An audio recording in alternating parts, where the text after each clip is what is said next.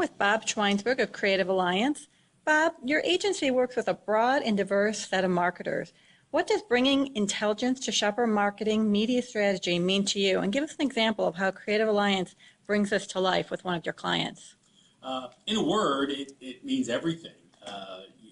As a media guy, buying audience is kind of what we do, right?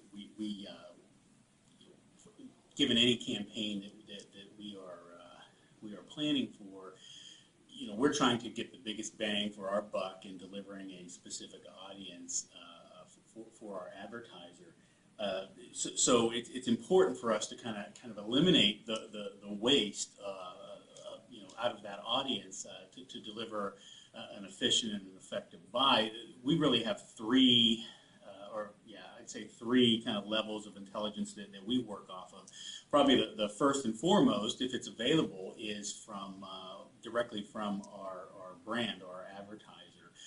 A lot of advertisers know a lot about their consumers, whether it be pizza delivery. We know the exact address. We know the gender, the name, how much they spend. That type of information can be very helpful when we're trying to figure out how to intersect from a media perspective with that consumer's daily life.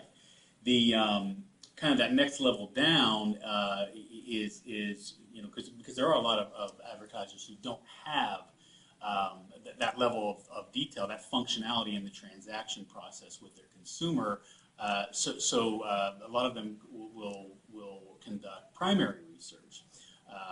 So if we can get that type of feedback as well, it's very helpful. And then that next level down, which is still very effective, is secondary or syndicated research. So companies like MRI or Scarborough can give us a lot of detail about our brand's consumer, what they look like demographically, what their behavior is from a media standpoint, and we're able to kind of take all of that information, whether it be all three or just a portion of it, and apply that hopefully over top of, I come from, as mentioned before, more of a retail background, so we can apply that to that local trade area. And that kind of, you asked about an example, our agency uses this information. We handle a relatively small chain of rent-to-own stores, and the brand's number 3 in the category. That they're way outstored by the top 2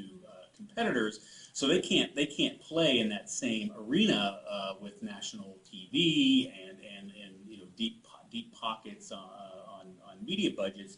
So what we have to do is be a lot more scrappy in our approach to media. So they're able to give us information about their consumer, because obviously if you're going in to rent a TV, they need to know where you live. They take down a lot of information about you. So what we do is we take that information. We do obviously couple that with the syndicated research to make sure that it all matches and what those media habits are.